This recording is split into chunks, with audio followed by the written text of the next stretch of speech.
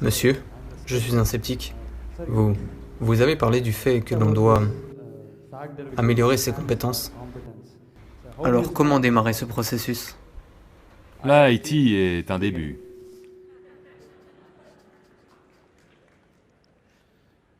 Donc, à propos de quoi êtes-vous sceptique? Vous ne croyez pas qu'être compétent va marcher dans ce monde, c'est cela? La corruption est aussi un certain genre de compétence de toute façon. C'était censé être une blague. C'était censé être une blague. Ok, c'est censé être une blague. Donc, maintenant, comment améliorer ma compétence? Voyez, disons que vous voulez courir sur une piste, disons que vous voulez faire une course. Vous voulez courir 100 mètres. Ce n'est pas sur la course que vous devez travailler là maintenant. Vous devez travailler sur vos jambes et poumons et muscles et tout, n'est-ce pas ainsi? Donc, si vous voulez devenir un grand ingénieur, oui, définitivement, un institut comme celui-ci est crucial, à un niveau. Mais un grand nombre de gens sont venus ici et repartis, ils ne sont pas tous devenus de grands ingénieurs. Ils ont peut-être produit des centaines de grands ingénieurs. Malgré tout, tous ne le deviendront pas, simplement à cause de leur propre attitude individuelle, et de leurs compétences, et quoi que ce soit d'autre, n'est-ce pas? Donc, quoi que l'Institut puisse faire pour vous, il le fait. L'une des choses les plus importantes que vous devez faire est d'améliorer vos propres capacités physiques et mentales. Parce que si vous voulez être un bon ingénieur, vous avez besoin d'un cerveau qui marche. Juste avoir un diplôme d'ingénieur est peut-être un passeport pour un travail. Mais ce n'est pas un passeport pour le succès, n'est-ce pas?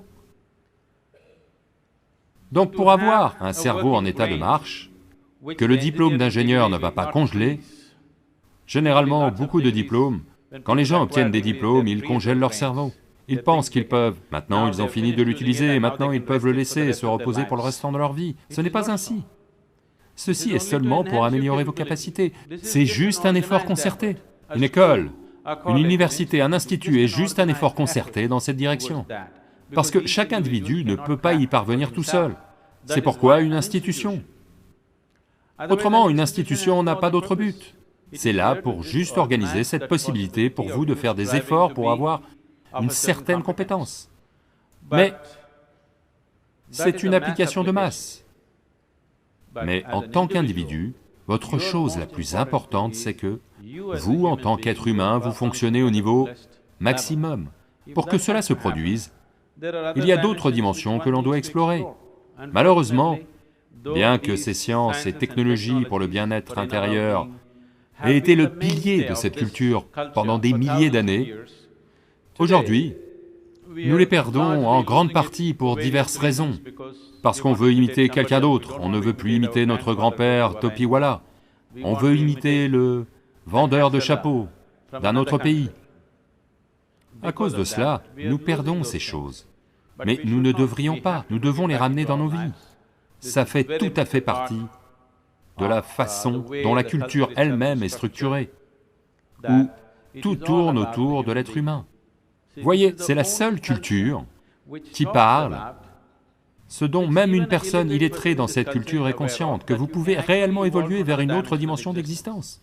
Même si je vais dans un village et parle à un paysan illettré, qui n'a rien lu, qui ne sait rien, qui n'a rien entendu de tout ça, même lui, si je vais le voir, il ne va pas me demander « Donne-moi un cheval en or » ou autre chose, il va dire « Enaku mukti venum, swami ».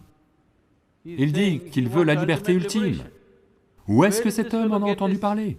Nulle part ailleurs sur cette planète cela n'est possible. Nulle part ailleurs sur cette planète il n'est possible qu'une personne illettrée pense qu'il peut briser sa dimension présente d'existence et aller à un autre endroit, quel que soit cet endroit. Donc, cela a été introduit dans notre culture si profondément, nous ne devrions pas le perdre. Ce n'était pas juste l'idée, il y a des technologies pour devenir libre. Si vous vous libériez du processus de votre corps et du processus de votre mental, si vous pouviez rester en dehors de ces processus et y travailler, vous y travailleriez brillamment, vous comprenez? Vous serez capable d'utiliser ce corps et d'utiliser ce mental seulement lorsque vous êtes capable de ne pas les traiter comme moi-même. Ce sont de puissants instruments dans votre vie. Ces instruments peuvent être employés de la façon dont vous voulez. seulement quand vous y avez un accès extérieur.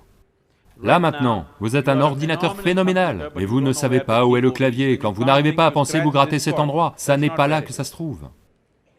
Vous avez vu les gens, quand ils n'arrivent pas à penser, ils pensent fort, ils grattent ici, ça ne marche pas comme ça. Il y a des techniques appropriées que l'on peut utiliser. Ça pourrait être offert ici, si tout le monde est partant pour ça.